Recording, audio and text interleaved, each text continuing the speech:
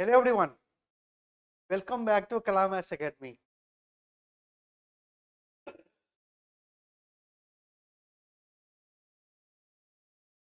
So, like I have just confirmed from the offline students, they have written the tests and they have completed it. What about the online students? If you have completed it, please comment. Right. So, this will be the third class of our Eklavya series, and in this class we will be dealing with the executives theme. Right. Same thing, 50 questions, and we will be trying to discuss this along with some kinds of tips and tricks. Let's start. So, the question number 1. Question number 1 says, with reference to the ordinance making power of the President, consider the following statements. The statement 1, it can be issued on subjects enumerated in the state list under the ordinary circumstances. So, ordinance making power of the President, they have ordinance of union list as well as the state list. So, this statement is correct. It can be issued retrospectively. Yes, the Parliament can make law retrospectively. So, ordinances can also be made retrospectively, right? So, that is correct also. It can alter or amend a tax law. Obviously, as the Parliament can also alter and amend a tax law, so ordinance can also alter and amend a tax law. Whatever the Parliament can do, everything can be done by the ordinances as well, right? Then it cannot abridge or take away any of the fundamental rights.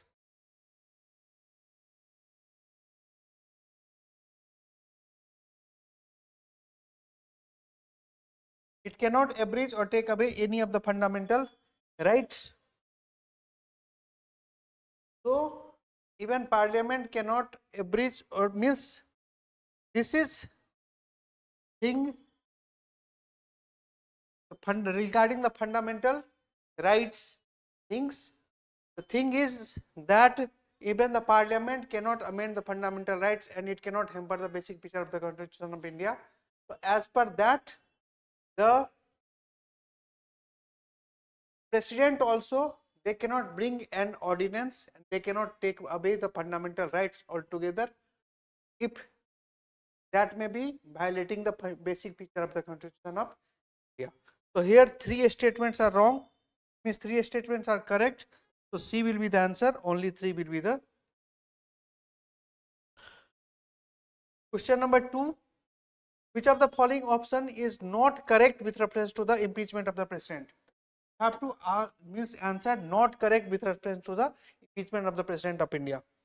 The Constitution of India does not define the meaning of the phrases violation of the Constitution. Means impeachment can be done on the violation of the Constitution of India, but violation of the Constitution of India is not defined in the Constitution of India, means what will be called as the violation, right? So, this statement is correct. The impeachment resolution is passed by a special majority of the House. So, this special majority for the President, it is 2/3 member of the President that will be present and voting, and it will be 2/3 of the total membership of that House, that majority has to be gained. So, that is also correct. The impeachment charges can be initiated by either House of the Parliament. This is also correct. The elected member of the state legislature can participate in the impeachment process. So, actually the elected member of the state legislative assembly, they participate during the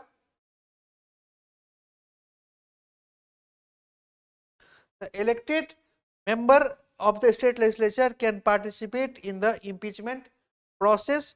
So, the elected member of the state legislature participate during the election of the President. They are not participating during the impeachment. Impeachment is done by the Parliament, both nominated as well as the elected members. So, this statement is wrong, not has been asked. So, this will be the answer.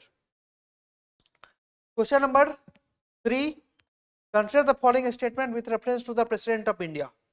The President has the right to address and send message to either House of the Parliament on any matter or the bill pending. So that is 100% correct. The President can send message, they can receive the message from the Prime Minister, from the Council of Ministers, right? And they can also send message to the Parliament. This is correct. The President is an ex officio member of the Lok Sabha. President is neither the member of the Lok Sabha nor the member of the Rajya Sabha, right? But President is part of the Parliament. So this statement is wrong. Only Lok Sabha can be summoned or prorogued by the President. No, both Lok Sabha as well as the Rajya Sabha both can be summoned and prorogued by the President of India. So this statement is also wrong. Only one will be the answer. Question number 4. As per the Constitution of India, which of the following statement is correct about the President of India? His or her election is held in accordance with the system of proportional representation by means of single transferable vote. So this is correct. The President's election is held by means of single transferable vote and in the proportional representation, right? So this is correct statement. The oath of office of the President is administered by the Vice President. Is it? Actually, the oath of office of President is administered by the Chief Justice of India, right? So this statement would be wrong. He or she should be qualified for the election as a member of the Lok Sabha. This is the right qualification. The qualification of the President says that he should be a citizen of India, he should be of the 35 years of the age, and he should be eligible to become the member of the Lok Sabha. Whereas for the Vice President, it says that he should be eligible to become the member of the Rajya Sabha. So this statement is correct. A person can be elected as the President of India only for 2 terms. There is no such restrictions on the President of India. It is there, such restrictions are there on the President of United States of America, right? It is not there for the India, right? So this statement will be wrong. 2 statement will be correct. So B will be the answer. Question number 5. Consider the following statement with respect to veto power of the President. The President has no veto power in respect of the constitutional amendment bill, right? This is 100% correct. The President does not enjoy any kind of veto power for the constitutional amendment bill. If the constitutional amendment bill comes, then President will have to mandatorily give its assent to the bill. So that statement is correct. The President can exercise veto in respect of the state legislation. Is it? Means regarding the state legislation, if any bill is reserved by the Governor for the President, can President enjoy veto in that? Yes, President will enjoy veto in that legislation. President of India has the power of the qualified veto. So there is no qualified veto in case of the President of India. The President of India has the suspensive veto, means in which the President can send a bill for the reconsideration. Once that bill is sent by the Parliament, even with the same majority, the President will have to compulsorily give its assent, right? In the qualified veto, what is the provision? That the bill has to be passed in the second time with higher majority, right? So that is not the case in India. Then President possesses a suspensive veto in case of the money bill. So in case of money bill, the President does not have suspensive veto, means the President cannot send the bill for reconsideration for the Parliament, right? President can either give the assent or it can withhold the assent. So this statement is also wrong. Correct has been asked, so only 2 statement is correct. B will be the answer. Now question number 6. Which one of the following has the right to determine the strength of the High Court? So strength of the High Court is decided by President of India. President of India will decide that how many means justice will be there in the Patna High Court, how many there will be there in the Rajasthan High Court, how many will be there in the Tamil Nadu High Court. So such things will be decided by the President. And question number 7. Consider the following statement about the President of India. He or she decides on the question as to disqualification of the member of the parliament in consultation with the Speaker of the Lok Sabha. Is it correct? Actually, the President decides on the disqualification question on the advice of they will be consulting to the Election Commission of India, not the Speaker of the Lok Sabha. So this statement is wrong. He or she appoints the member of the National Commission for Backward Classes. Yes, all the such kinds of National Commission for the Backward Class, National Commission for Scheduled Caste, Scheduled Tribes, all its members and the chairperson will be appointed by the President. So this statement is correct. Correct has been asked, so only 2 will be the answer, B will be the answer. Question number 8. Consider the following statement. Statement 1 is, the President of India can exercise his veto power over bill passed by both the houses of the parliament. Statement 2 is, the President of India act as the nominal head of the legislative branch and bill can become act without his consent also. So if you look at the first statement, the President of India can exercise his veto power over the bill passed by the both houses of the parliament. So this is just a generic statement. The President obviously enjoys the veto, like the absolute veto, suspensive veto, or the this pocket veto. So this statement is correct. But if you look at the second statement, the President of India acts as the nominal head of the legislative branch. This is correct. And a bill can become an act without a consent. Without his consent, this statement is wrong. So it will be 1 correct and 2 wrong. C will be the answer. Now question number 9. Consider the following statements with reference to the Office of President. All doubts and disputes in connection with the election of the presidents are inquired into and decided by the Election Commission, whose decision is final. Right? Is it? Does the Election Commission of India decides disputes regarding president? No. Actually, it is being decided by the Supreme Court of India. Right? So this statement is wrong. In case of any delay in conducting the election of the new president, Vice President will hold office until the new president assumes the charges. Is it? Unless and until the new president comes, the existing president will remain in the office. There is no need that Vice President will be taking over the charge of the president. Right? Even if the term is over, unless and until the new president comes, till then earlier presidents will be continuing in the office. So this statement is also wrong.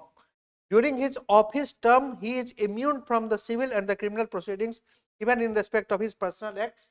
So that is correct.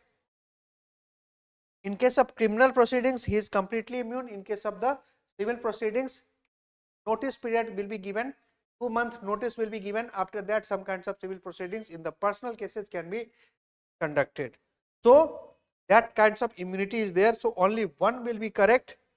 A will be the answer. Question number 10. With reference to the pardoning power of the president, which of the following statement is or are correct? The president's decision can be challenged in the court through the judicial review. Yes, in the pardoning power, as the president's own satisfaction is not there, the president will be given aid and advice from the cabinet. Therefore, it is very much required that such evidence may be malified in nature, it may be with the wrong intention. Therefore, the pardoning power of the president can be means judicial review is possible in this case. So the president's decision can be challenged in the court through the judicial review. This option is correct. A person seeking pardon has the right to present their case in person to the president. Is it?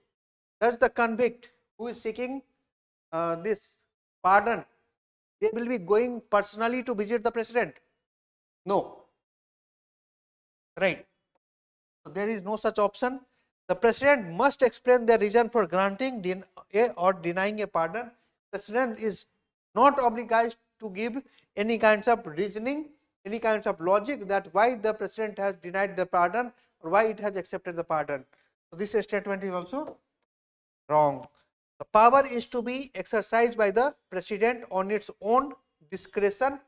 It is not on its own discretion. Actually, the president works with the aid and advice of the union cabinet, right? Therefore, this statement is also wrong. Correct has been asked, so only one statement will be correct, that is A. Question number 11. Consider the following statements regarding the financial power of the president. So, the demand for a grant can be introduced only after his prior recommendation. Obviously, all the money bill, all the demand for grants, everything, all these kinds of things will be introduced in the parliament only on the prior recommendation of the president. So, this statement is correct. He constitutes a finance commission to recommend the distribution of the revenue between the center and states. Obviously, finance commission is being appointed by the president. The chairman of the finance commission as well as all the members of the finance commission is appointed by the president. This is correct. He certifies any bill as the money bill before being introduced in the parliament. So this statement is wrong.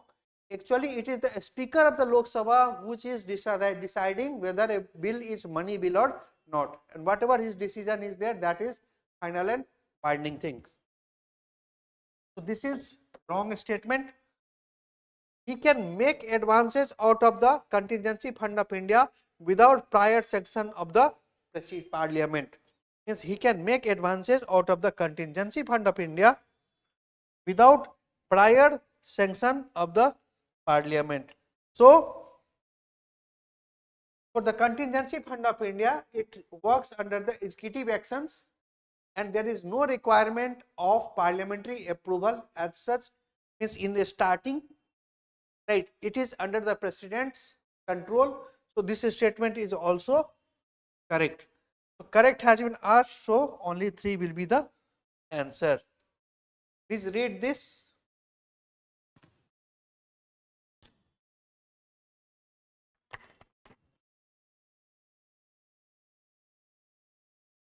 Question number 12. With reference to the power of the president, consider the following statements. He summons the joint sitting of the parliament and presides over it. So first part is correct. He summons the joint sitting of the parliament, but he does not preside over it. Who presides over it? The first option is the speaker of the Lok Sabha. Then if speaker of the Lok Sabha is absent, then deputy speaker of the Lok Sabha. If he is also absent, then deputy chairman of the Rajya Sabha, right? So this is wrong. His prior assent is required to introduce the constitutional amendment bill. There is no such requirement. Only for the money bill there is prior requirement that the president should recommend. For the constitutional amendment bill, it is not required. So this statement is also wrong. D will be the answer. Question number 13. With regard to the office of president, consider the following statements. Oath of office to the president is administered by the vice president. Is it just now we had discussed that the oath of president is administered by the Chief Justice of India. So this statement is wrong. President addresses resignation letter to the Chief Justice of India. Actually, this is incorrect. The presidents, if they want to leave the office, they gives resignation to the vice president, and if the vice president want to resign, they will give the resignation to the president of India. So they give resignation to each other. So this statement is also wrong. A governor can contest for the election to the office of the president. Yes, why not? Any governor of the state can contest for the election to the president of India. So this statement is correct. All correct has been asked, so 3 only will be the answer. Question number 14. Which of the following is correct about the procedures of election of the president? All MLAs from each state have equal value votes in the election of the president. So, actually the votes are decided on the basis of population, is total population divided by the total number of MLAs into 1 by 1000, right. So, as you can understand that the total population for different states are different, total number of MLAs for different states are different. So, this will not be same. So, the number of votes for the MLA of one state differs from the number of votes for the another states for the MLAs, right. This statement is wrong. Value of the vote of an MP is greater than that of the MLA. That is a correct statement. All elected members of the state legislative council do not participate in the election of the president. So, all elected member of the state legislative council, it is talking about council, it is not talking about the legislative assembly. No member of the legislative council are there only in the 6 states, that is Andhra, Telangana, Bihar, UP, Maharashtra, Karnataka, right. So, in all these states there are the state legislative council and they will not be taking part in the election of the president of India. So, this statement is also wrong. Answer will be C, 2 and 3. Question number 15. Which of the following statements about the president of India are correct? No president has occupied the office for 2 terms. Is it? The very first president of India, that was Dr. Rajinder Prasad, he had held the office for 2 terms. So, this statement is wrong. The president has no constitutional discretion. So, actually this statement is correct. In the Constitution of India, there is no such word written, means that is discretion for the president. But remember that for the governor, the word discretion is written inside the Constitution of India. So, this statement is correct. Second amendment to the Indian Constitution empowered the president to send back any matters for the consideration by the Council of Ministers. Is it? The 42nd constitutional amendment has said that the whatever the decision will be taken by the Council of Ministers and it will be advised to the president, that will be binding on the president at the very first instance. But to rectify this, the 44th constitutional amendment said that the president can send at least once for reconsideration, right. So, this is not actually 42nd amendment, it is 44th amendment. The statement is also wrong. So, only 2 is the correct answer. So, B will be the answer, right. Now, question number 16. Who among the following is a part of the executive branch of the Union Polity? So, who is the part of the Union Executives? President, Vice President, Prime Minister, Council of Ministers and Attorney General of India. So, let us see. Cabinet Ministers, yes. Chief Justice of India, no. Prime Minister, yes. President, yes. President, yes. Solicitor General of India, no. Vice President, yes. Attorney General of India, no. So, answer is 1, 3, 4, 6, 7. 1, 3, 4, 7. A is the answer. Question number 17. Recently, means the Vice President election has been held, and consider the following statements about the Vice President election of India. Secretary General of Lok Sabha or the Raj Sabha are appointed as the returning officer in election. So, for the election of the Vice President, both the members from the Raj Sabha as well as the Lok Sabha, both the elected as well as the nominated member, they participate in the election. So, Secretary of General of the Lok Sabha and the Secretary General of the Raj Sabha, they are acting as the returning officer. So, this statement is correct. Constitution explicitly mentions of the conducting voting by secret ballot for the election to the office of Vice President of India. So this is written, that is proportional representation by means of single transfer vote in the secret ballot. So this statement is also correct. Like the presidential election, nominated member of the parliament are not entitled to vote in the vice president election, nothing such. In case of presidential election, nominated members are not allowed to vote, but in case of vice presidential election, both the elected as well as the nominated member of the parliament in Rajya Sabha as well as the Lok Sabha, they are voting. So this statement is wrong. Only 2 will be correct. B will be the answer. Question number 18. Which of the following statement is or are correct regarding the Vice President of India? He or she is a member and the chairman of the Council of States. He is the chairman of the Council of State. That is correct, but he is not the member. Vice Chair President is not the member. So this statement will be wrong. He or she can resign by addressing resignation letter to the Deputy Chairman of the Council of States. So actually, the Vice President submits its resignation to the President of India. This statement is also wrong. He or she can be removed only through a formal impeachment process similar to that of the President. Is it? The impeachment process of President and Vice President is completely different, right? So there is nothing similar. So D will be the answer, because all the 3 statements are wrong. Question number 19. Which of the following is not correct when Vice President is discharging function of President? So he or she enjoys all immunity which are available to the President for his official act. Obviously, if the Vice President is acting as a President of India, so he will have all the powers and privileges which is enjoyed by the President of India, right? Therefore, this statement is correct. He or she continues to perform the duties of the chairman of the Rajya Sabha.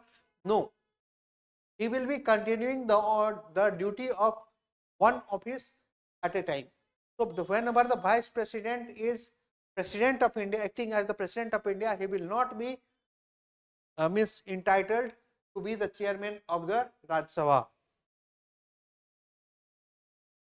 He or she is entitled to the salary and allowance of the President. That is correct. And he or she can promulgate ordinance on the advice of the Council of Ministers. Yes, obviously President can promulgate ordinances when either of the house is not in session. So at that point of time, any Vice President who is acting as the President, they will be making ordinances on the advice of Council of Ministers. So that statement is also correct. So B will be the answer.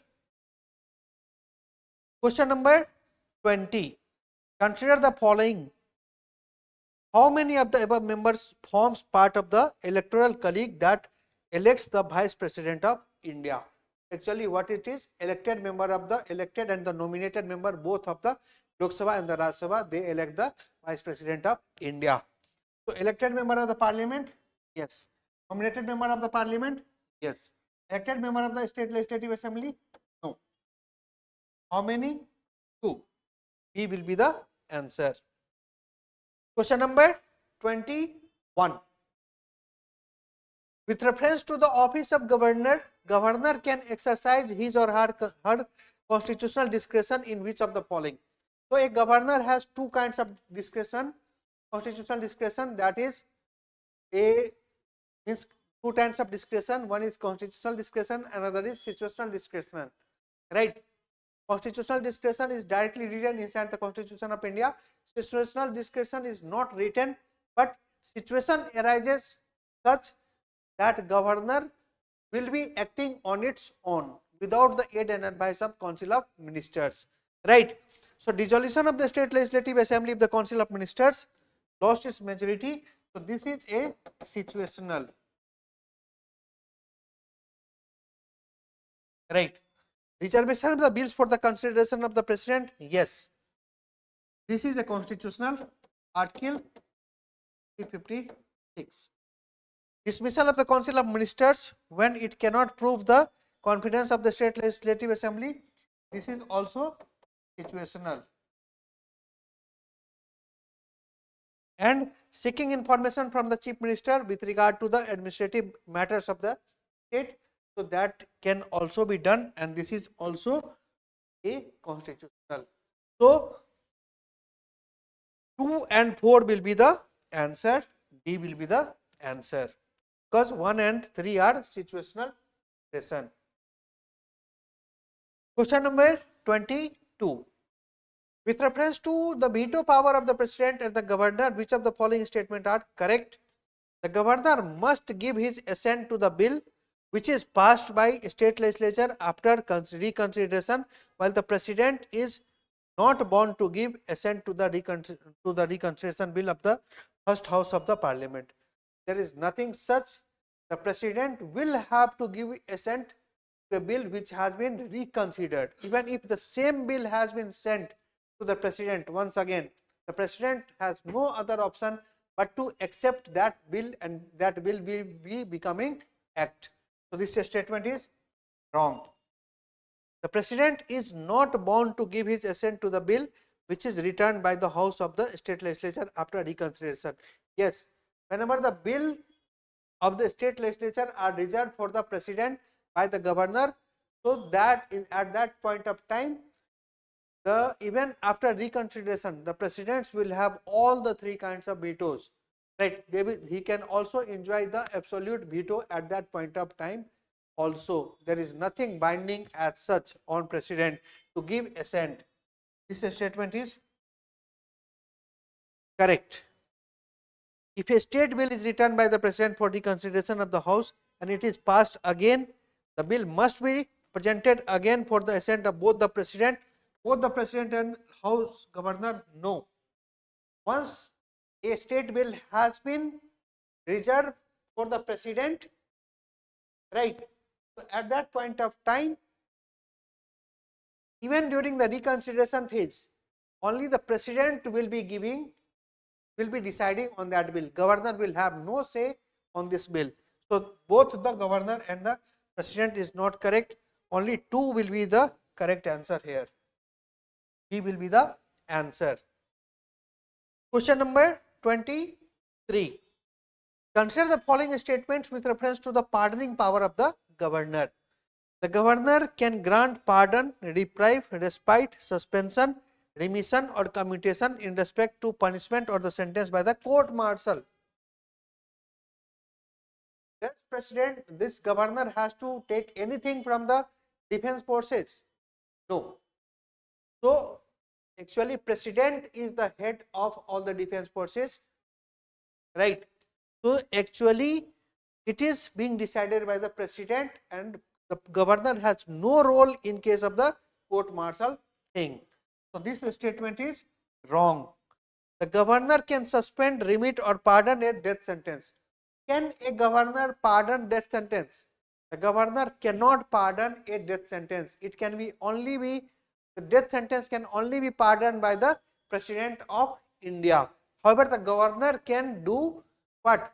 They can commute, they can remit, so that can be possible, but pardoning of the death sentence by the Governor is not possible.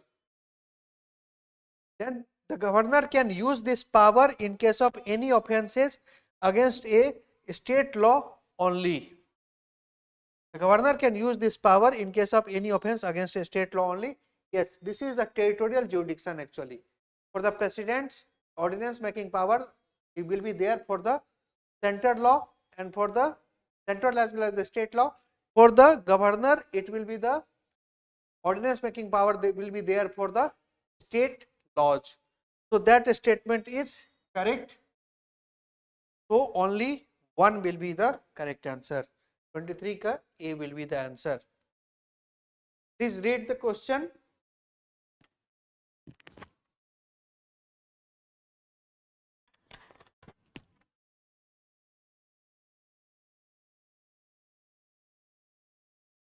Question number 24. Who among the following can authorize the use of Hindi or any other official language of the state in the proceedings of the High Court of a state? So, whether the proceedings of the High Court has to be there in the Hindi or not, who is the authority who will be authorizing such things? So actually it will be done by the governor of the concerned state with the previous consent of the President of India. Right. B will be the answer. Question number 25. With reference to the office of governor, consider the following statement. The Constitution provides that when the governor's office fall vacant due to death, the Chief Justice of India concerned state High Court discharges the function of the governor. So actually this statement means with the governor's office, if the governor death happens, right, in that case Chief Justice of India will be taking over the office. So that statement is correct, because there is no vice governor in case of the means state, just like there is vice president at the union level, right. But it is not written inside the Constitution of India. The Constitution does not provide this. So this is wrong. No procedure has been laid down in the Constitution of India for the removal of the governor for his or her post. So that is a correct statement. The governor remains in the office during the pleasure of the president, right. So therefore this statement is correct, and no procedures has been written is on what basis governor will be removed.